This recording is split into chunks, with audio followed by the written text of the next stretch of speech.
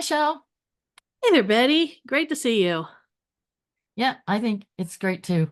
Um, we've been talking a lot about things that have happened to us in the last year Hmm. and things that are happening to other people, in this tough last year, especially politically as well as personally and business-wise. And uh, when you talk to people or see them on TV, a number of people say, I think I'm going to give up. Hmm. You know, this is too hard. This is too much. In fact, I pretty much went through that scenario last year also. Why should I be killing myself trying to promote my business, right? Right. So what we thought we would look at is why people give up. Yeah. So we Yeah. can help you understand how not to give up because there is more opportunity out there now and probably in the future. And it's written by David McLean, Hmm. and it has a really great chart that we liked a lot. Yeah. And we can And put that we can put that chart on the we can a put that link to that in. chart Yes. Yes, on we can. our C coaches to Coffee with Two Coaches Yeah. sites. Yes. And So any addition you want uh, to say anything more? Anything one to of it? the things that's going to come out of this conversation that we're going to have is um, sometimes you just haven't gotten far enough in. Some A lot of business owners, a lot of professionals, a lot of people in management. They take a look at what's going on around them and think, I don't want to deal with this anymore. This is more of a headache than I thought it was going to be. Forget it. I'm just out of here. And the reality is, you have pushed so far through and you're almost there. You just don't realize how close you are. It's similar to the story of the guy who stopped looking for gold and was only a matter of a few feet away from hitting a Yeah. major gold vein. And so that's one of the things you have to keep in mind is sometimes, especially when it seems like you've been doing this forever and you're just not getting the results that you thought you would, you're so much closer than you think you are. And uh, that's one of the things that we're going to be talking about today. Yeah, and you're going to answer a couple initial questions, which how do you know when to persevere and when you should leave or abandon your efforts? I mean, there's a time when you have to say, this isn't working, but I need to go on to something else Yeah. that will work, right? How do you know that you are trying hard enough? In my case, I ended up getting ill, so I Yeah. had to take some time out. I ended up having a heart condition, so it was imperative that I was doing too much, Hmm. too hard, and it wasn't going in the right place. So I had to back off. So let's think about this. A couple of people that are going to be brought up during this video is going to be Seth Godin. Hmm. He's fairly well known in, things about on persistence and Yes. where does that get you? And clues that you might not be trying hard enough. Hmm. So we'll talk about that. And then there's Rosabeth Moss Kanter. I like Rosabeth Moss Kanter. When I first met her, she was really one of the initial change agent consultants to organizations. And she really changed the me, you type of perspective. It was like us and we, no matter who, was a peer, it was a supervisor, it was the leader of the organization, and people started having conversations so that they could not only change the organization for the better, but review what worked and what didn't work. And there's a lot more. She's written a number of books, and if you look her up, you'll see that. But what she talks about during this time is the according difference between perseverance and persistence. Yeah. I mean, they are both important for a new venture. And a Hmm. lot of us are going into new year and probably trying a new venture. So that's why Michelle and I decided to do this. So going back to Seth Godin, he gives you clues that will really tell you if you are trying hard enough. And the first one is you usually succeed.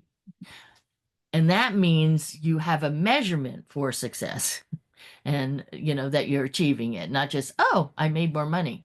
Well, Mhm. how much money did you make and where are you going to put it and what's it going to grow? You rarely feel like an imposter. I mean, we all have a little imposter syndrome in ourselves because we're really a little, we're sort of question ourselves on things.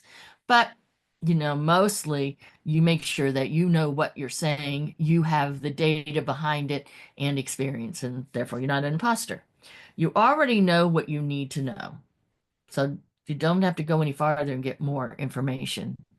Um, you're confident it's going to work. And that's the big thing. Confident it's going to work. You can visualize what it's going to become so that it does end up being that visualization. Um, and and if these are the case, you need to push through and succeed. So again, these five things are telling you that you need to go on. Don't stop, just go forward. Now, Rosabeth Moss Kanter looks at it a little differently.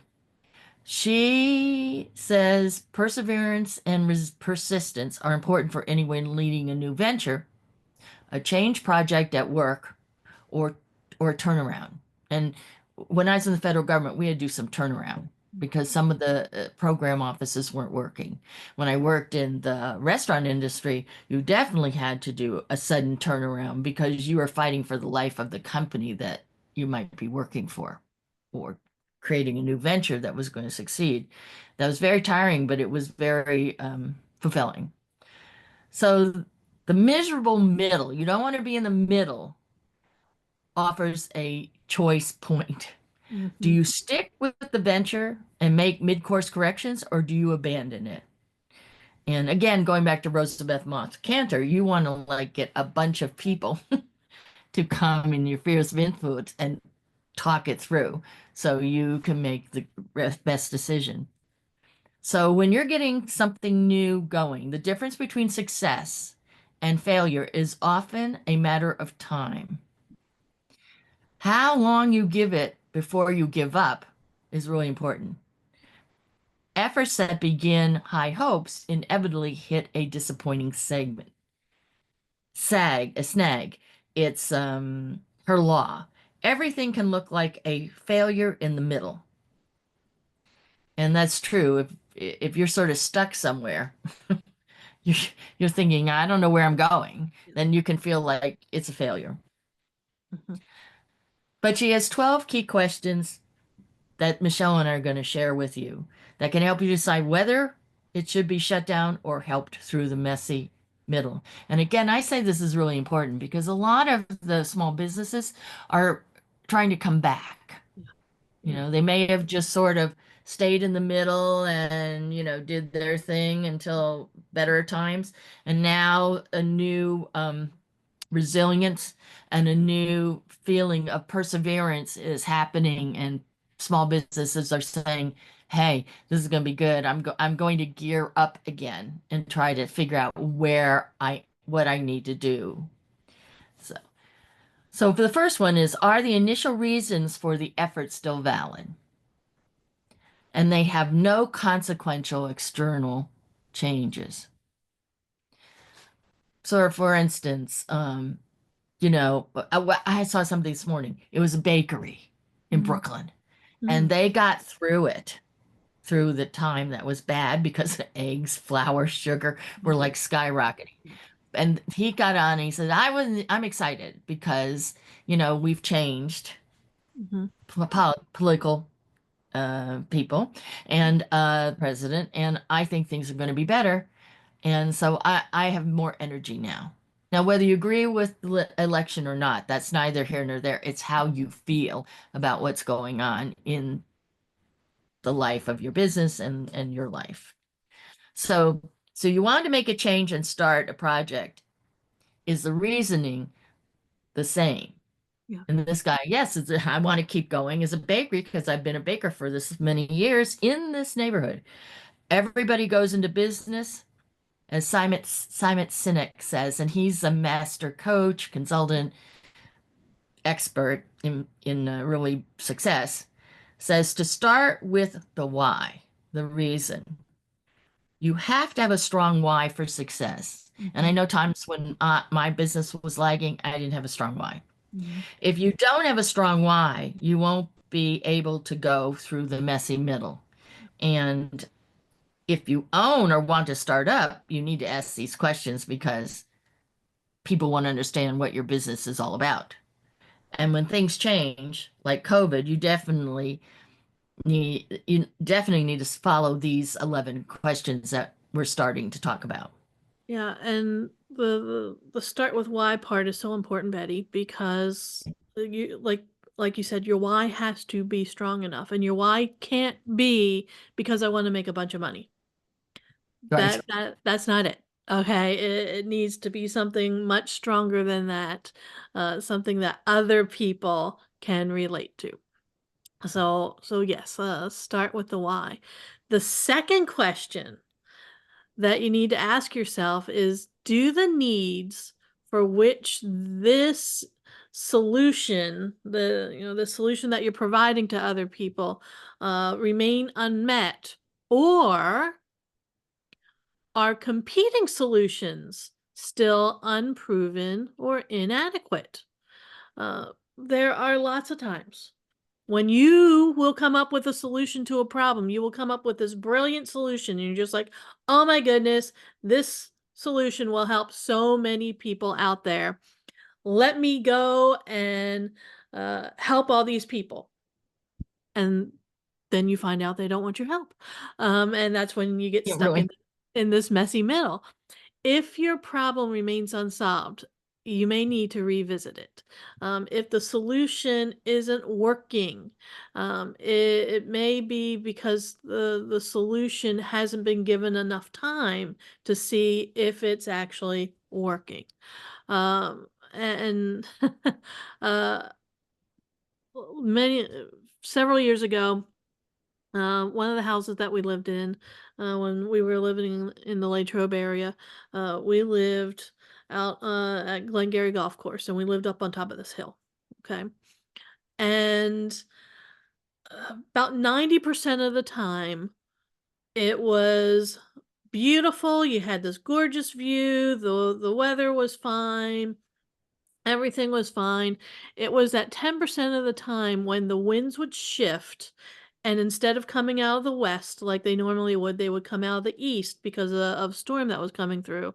When that would happen, you would get this awful, awful damage to our home and some of the other houses that were up there. Okay.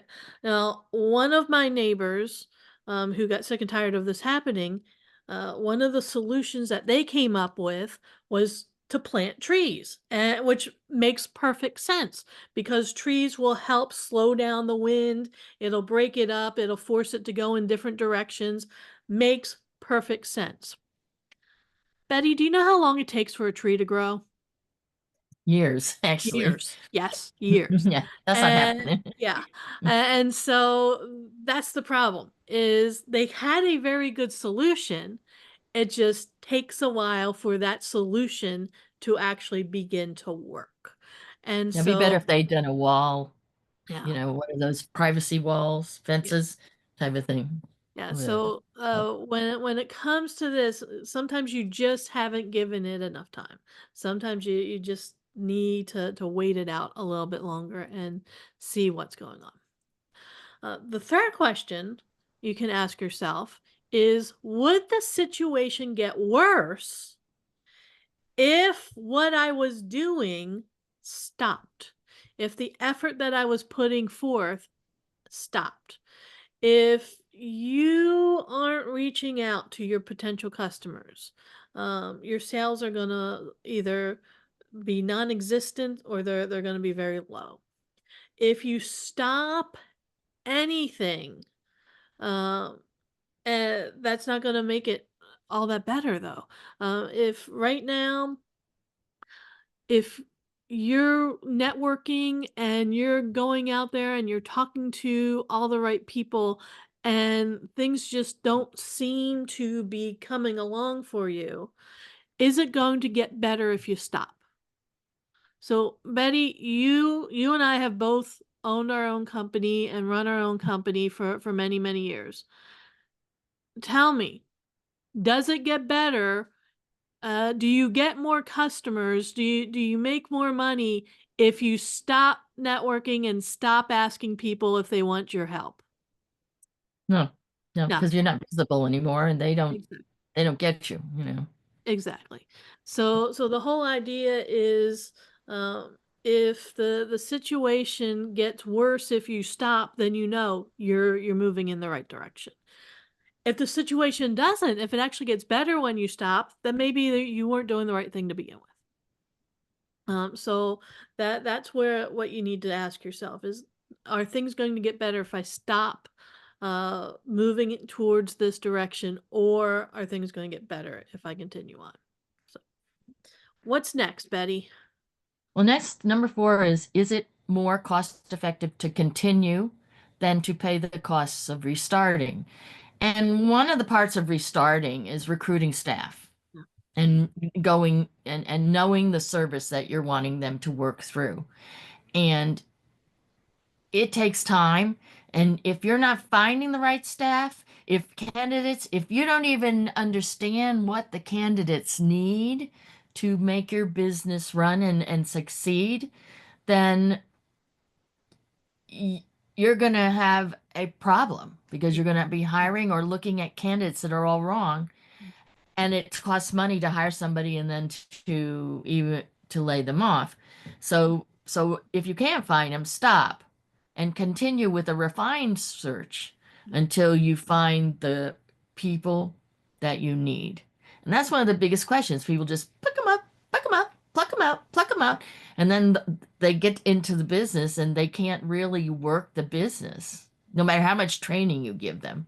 Well, and you and I talked about this a while back, when we were talking about some of the people that HR will hire, Mhm. and sometimes because there are times when the pool of candidates is so small that you will hire just about anybody just to get somebody in there, and that doesn't end up being very cost effective, especially when you're starting over. So that's definitely something to keep in mind. I think one of the other things is a lot of us are solopreneurs, start as single entrepreneurs. And as we want our business to grow, or as it is growing, we know we need more help. Mhm. And how much money to spend on that help and how much what's going to be the return on your investment. And that was my issue too. I'd gone through a training program. I, there was a formula and it just didn't work and cost me a lot of money that I couldn't recoup. So, you know, you have to be really careful that what you're doing and if it's going to get the results that you need and not break the bank type of thing. Now, the fifth one is the vision attracting more adherence. Mm. So, so that depends on many factors, including leadership, defining the vision clearly, and communicating the vision clearly. I can't tell you how many times people said in the federal government, "What are we doing?" Yeah. Well, I'm just going to do the same old work that I did because I don't know what new things they want us to do, and they're just not going to be here in 2 to 4 years. So who cares? But a lot of times, when I was there, we tried to find out what the vision was and to be able to communicate it because we were internal consultants trying to work to improve federal government as much as you could. So you want to examine the vision and see if it is relevant to what is going on with your customers and stakeholders. And believe me,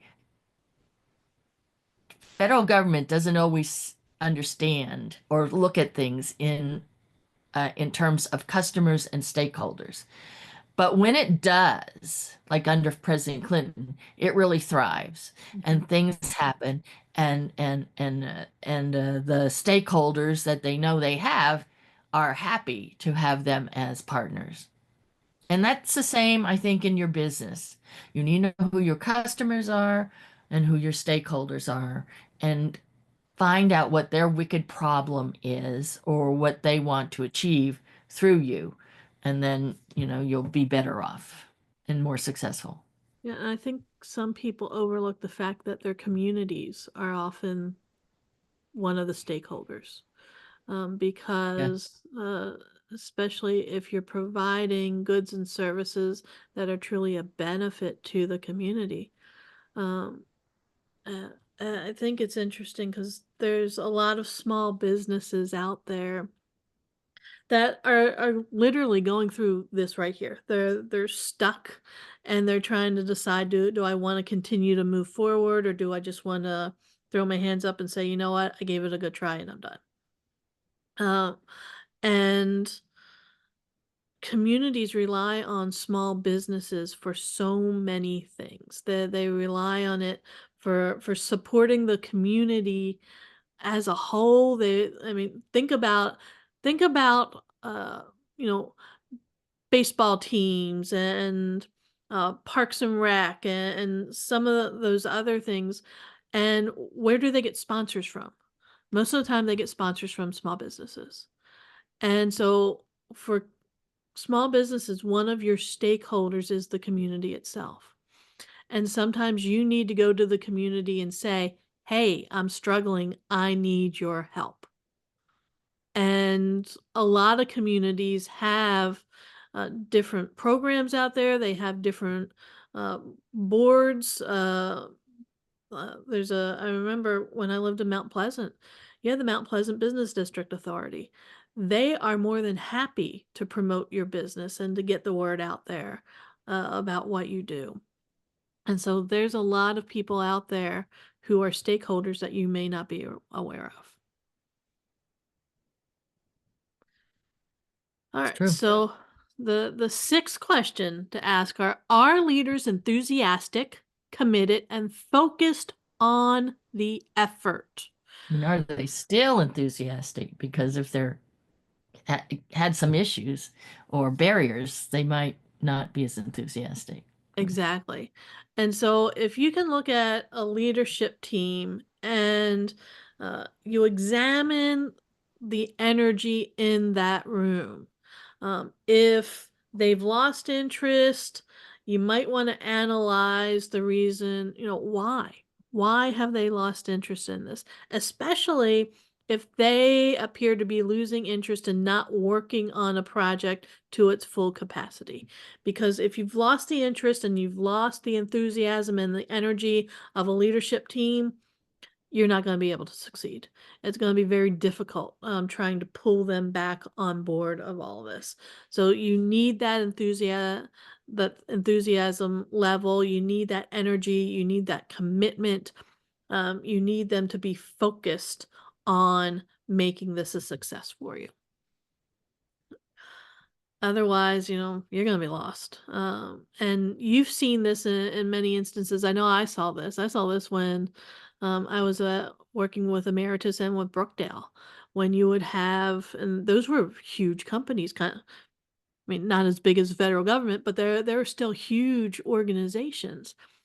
And when leadership would lose interest in a program that they had put out there, that's when you knew there's no reason for me to even keep putting an effort in because they're not going to support this. Yeah. Yeah, that's true. I mean, even in the entrepreneurial businesses that I was in, there was one that, they were trying to fight for their life, and we in the field were trying, in the regional level, we're trying to fight for their life, and we Mhm, never, sometimes we didn't know what they really wanted because they were going off on tangents, mhm. and we were having to find our way, and in the end, the business didn't succeed, and we had to all leave and not lose our shirts. Yeah. But things happen that way, but that is pretty much why. And when you see the mid leadership and some of the senior leadership, abandoning ship, Mhm. they're not committed No, anymore to no, getting no. it done. Yeah, So, that's gonna be a huge sign for you. All right. The seventh question to ask is, are resources available for continuing investment and adjustments? Right now, where it's November, most organizations have gone through and taking a look at what their budget is going to be for next year. Take a look at those budgets and see, do you still have the financial resources available to you? Do you still have the human resources available to you? Is that capital still there for you to achieve your goals? Because if it isn't, that's a big sign from somebody way further up the chain than you are saying, we don't believe this is going to be a successful endeavor.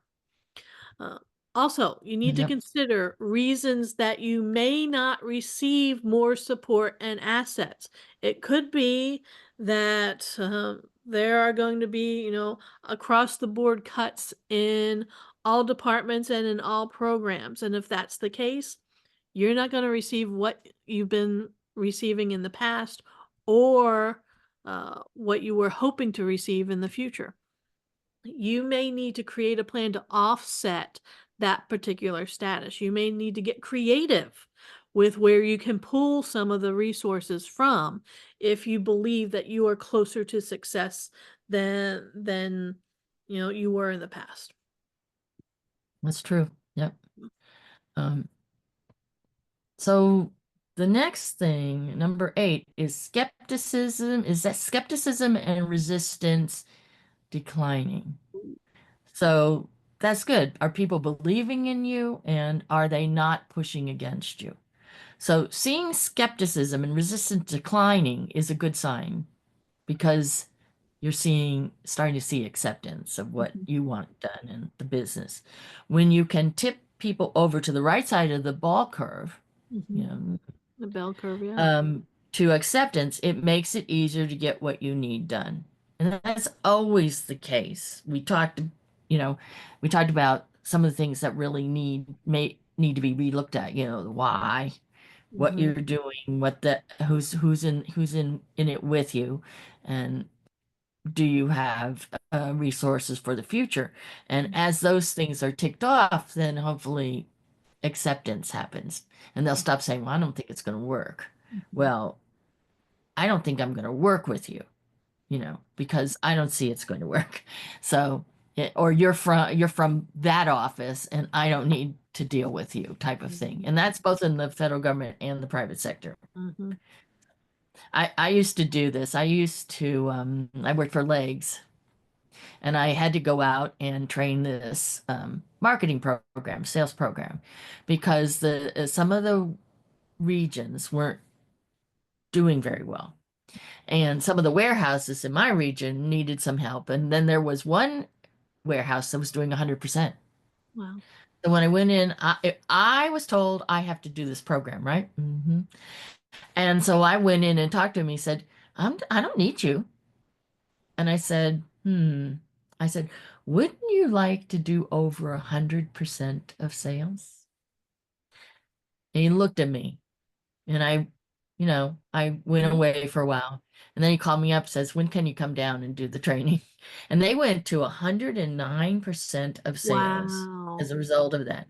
Because in sales, it doesn't just stop at 100%. No. You know, you can go as high as you want over what 100% is in your Mhm, book.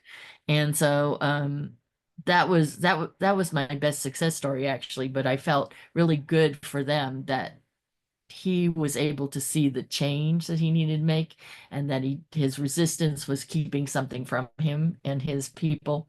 So I was excited about that. good. Now, is the ninth one is the working team motivated to keep going? Well, that depends. Mhm, So seeing a team motivated could show a high performing team that likes to work together and understands the roles that they play. And that's important that they understand their roles that they're going to play.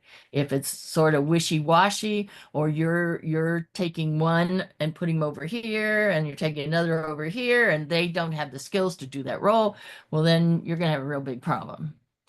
If the actions appear to be disjointed, slow, making mistakes, then the team is unmotivated and resistant to each other. And so they start working against each other, and chaos may ensue. Those reasons need to be found and fixed so the team shows motivation to work together. mhm, So, for instance, I guess my most recent one, I mean, I saw it happen in Popeyes Mhm. when I worked with them in the public sector, because if the franchisee didn't want you in there, you didn't get you had a hard time getting in there. Right. So yeah, I had to do a lot of good talking sometimes to get some resistant franchisees to say, why should we bring corporate into here, type of thing. And I was the region training manager, so I had to talk to them how I could contribute to their bottom line. Mhm. But the the one thing that happened to me is there was this education program that had a lot of money, not as much as student financial aid, but they had a lot of money. And I was told to put together facilitators, team facilitators, to get them ready to go out in the field. Mm. And I got what I thought was a good facilitator, and she was pretty strong, to help this team. And they called themselves the team from hell. They were proud of it. And what happened is school systems would not allow them to come in the school systems and look at what was happening and where the money was going. So they said, we don't want her, but we want you. Well, that was a little hard because I had like 10 other clients outside of them. So about 5 other clients. So I said, I had to go to my boss and say, this is going to take a long time. So she said, go over and do it, because actually the secretary of ed, of secondary education said, can we need her. So I went in there and we went through the usual team building and trying to get them to figure out what they really need to do, what's important. I found out that their manager or their director wasn't going to come in the room and hadn't come in the room. And I said, why are you not coming into the room? Because they need to see your vision Right. and what success you're expecting Yep. and what it will do. So I got her in the room, thank goodness. And then we went on and things started, not doing very well, and they started fighting with each other. So one day I came in and I said, look, I'm going to say one thing because I don't have to be here. I Right. said, if you want to go out into the field and be accepted but not thrown out of the school system, we need to make this work. Mhm. I need you all to think about how you are going to make it work and how you together are going to make it work. And there's no ifs, ands, or buts about it. And if you Mhm. don't want to do it, I'll walk out. And they knew they would be in big trouble. So it turns out that we were able to put it together late in the game. And they came back later when I went over to see some other clients in their program office. They said, oh, thank you, Betty. Thank you, thank you, thank you. I said, what do you mean? They said, oh, the school system said that they had never seen us work so well, that Wow. they want us to come back anytime, and that they thought, what had happened? Had we, you know, seen religion or something? And I said, you just had to be very clear and Mhm. not go in looking for negative things, but for positive things, and then suggesting corrections for the things that they absolutely needed to change. And so that was my big story actually at Department of Education when I was there. So that was exciting. Awesome. So question number 10 is, have critical deadlines and key milestones been met? So when you first come up with an idea, when you first come up with a plan and a strategy, you're going to set goals for yourself. You're going to create a timeline. You're going to say, all right, by the time that I'm 3 months in, 6 months in, 9 months in, a full year in, here's where I should be. And you'll have those key milestones plotted out. If you're meeting those deadlines, if you're making progress and working towards those key milestones, that means things are going the way they should be. It indicates that you are making forward progress and that you are doing exactly what you're supposed to be doing, and you just need to keep going.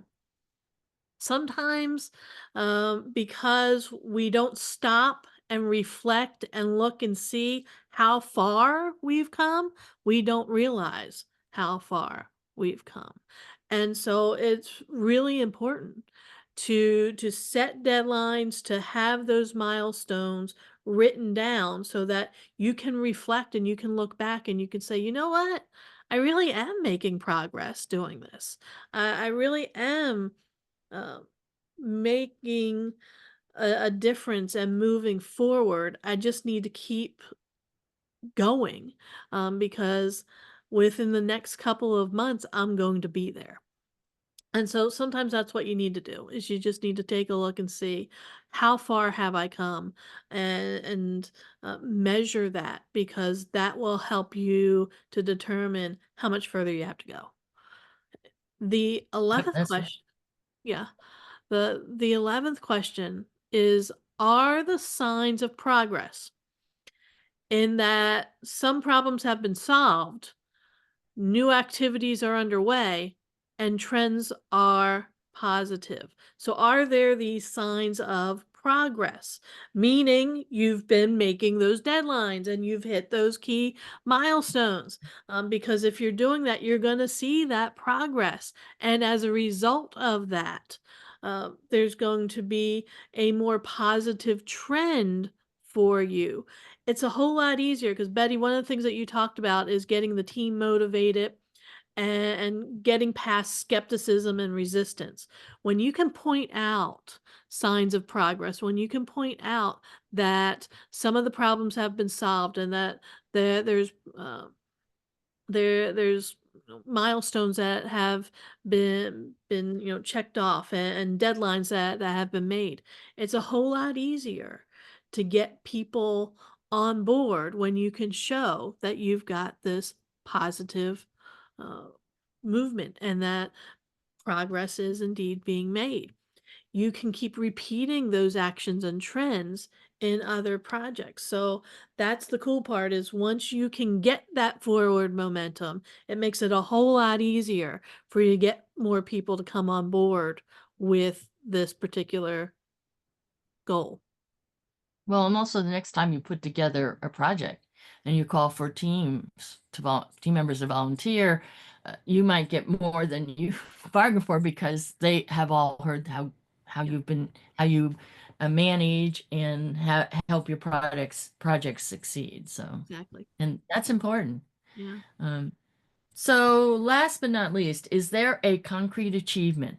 A successful demonstration, prototype, or proof of concept. And so you have to think about, your business. It may be a product that you're creating, and does it do something, and are people attracted to it? It may be a service that's done, and you have to work harder to help people understand that this is a good thing and that they need it. Mm-hmm. So, so you should have identified a concrete achievement up front. However, maybe it needs tweaking or change Mm-hmm. as you go along with it and as you make your progress. You do need a concrete achievement to describe or seen so people are, um, like I said, motivated, attracted to achieve the goals of the project. So it's important for that. Definitely. Definitely. So I don't know if there are any questions I would add. I think, would you have any questions that you want to add? Not that I can think of. I think those 12 questions pretty much walk you through the process of figuring out, is this something that I just need to keep moving forward with? And what I would do is, if you've taken notes or, is write down the types of questions that you need to ask yourself as you're going through the business. And a lot of these you can probably remember because they're ones that you would use. So, Mhm, um, so really, like we said before, it's all in the mindset and it's all in the that you're organized and that you're clear in what you want to do and how you want to do it and what's the end result. And that your customer, stakeholder, and your team members or your leadership team sees it and understands their role and what spells success for them mhm. as part of the big picture. Excellent. Well, great conversation. I love this particular topic. about, why people give up and why they don't keep pushing through. Great list of questions to ask yourself. And I think for the future, something that we can take a look at is a little bit more of Seth Godin's, and you mentioned this in the beginning Mhm. about some of the stuff on persistence Yeah. and why you need to stick to it. Yeah. Yeah. Yeah, he had some interesting concepts and models for people who were in organizational change and Mhm. people projects to Yep. be able to use. So yeah, Excellent. great. Well, All right. thank you, Michelle. This was great. Yes, it was. Thanks everybody for joining us, and we look forward to seeing you next time. Yep. Bye, everyone. Bye, everyone.